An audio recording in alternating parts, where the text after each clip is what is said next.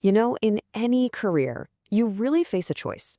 Are you going to grind it out, do good work, and just hope for the best? Or are you going to strategically build a reputation that makes opportunities come to you? Today, we're digging into the playbook for that second path, how to become the absolute go-to expert in your field. Let's do this. So let's break it down. When you're building out your professional practice, especially in a really complex area, there are basically two ways you can go. And believe me, the difference between them isn't just a small thing. It completely changes your income, your influence, and the kinds of doors that open for you. So most of us, we start over here on the left, on what we call the grind. And it makes sense, right? You do great work, you cross your fingers that people will talk about it, but you often end up competing on price. But then there's this other way, the authority path. This is about completely flipping the script.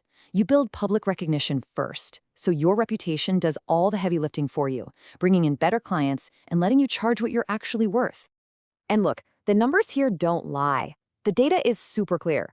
Recognized experts, the authorities in their field, can charge a fee that is 3.4 times higher than their peers who are just as skilled but less known. That is a huge difference. And get this, they get over 8 times as many inbound speaking invitations. Now think about that for a second. This isn't just about getting on a stage. It's a massive public vote of confidence. Every single one of those invitations is another signal to the market that you're the one to listen to, which of course attracts even more high-quality work. And this might be the most mind-blowing stat of all.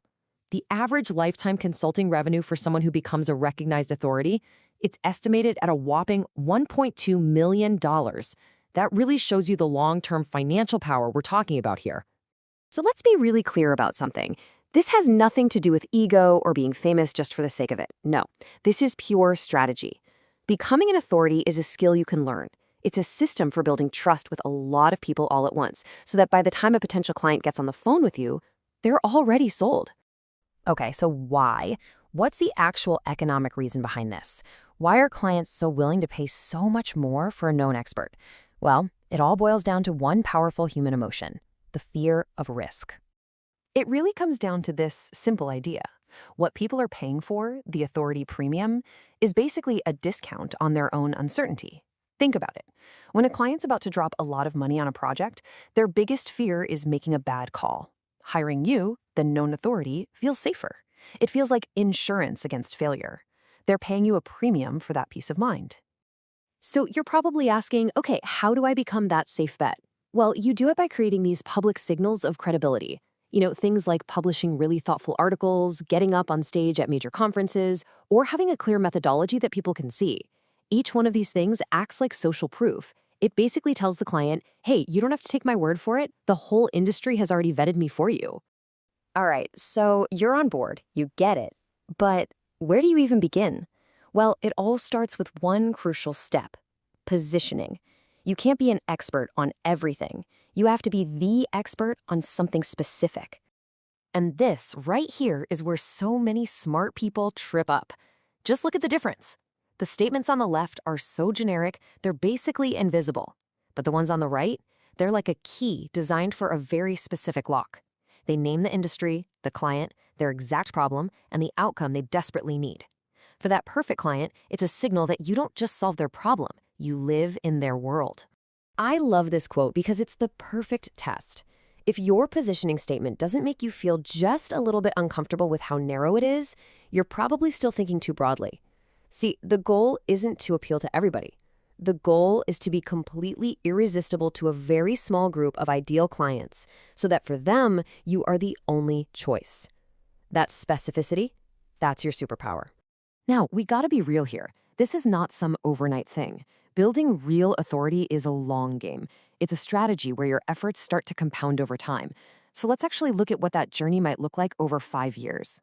So that first year, yeah, it's pretty much all investment. You're writing, you're maybe getting rejected, and it feels like you're shouting into the void.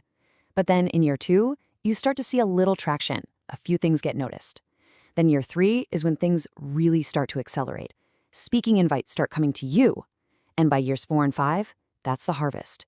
The whole system you built starts working on its own, bringing a steady stream of perfect clients right to your doorstep.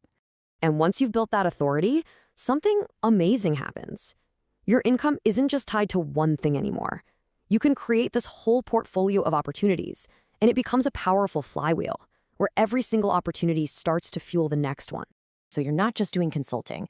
Suddenly, people are paying you to speak. You can package up your knowledge into a course. You might even start taking on advisory roles in cool startups for equity. And the best part is how it all connects.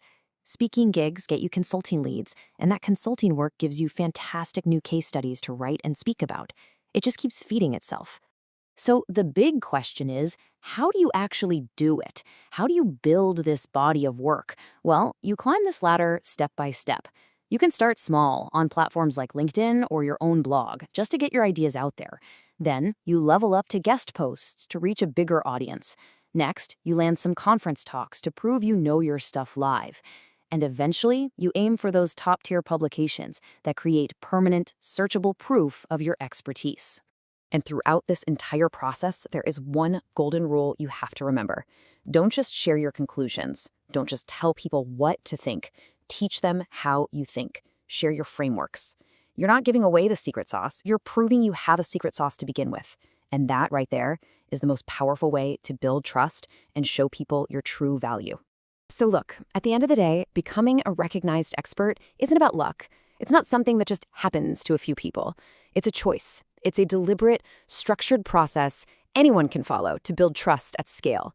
The experts who will be leading the conversation 5 years from now, they're the ones putting in the work today.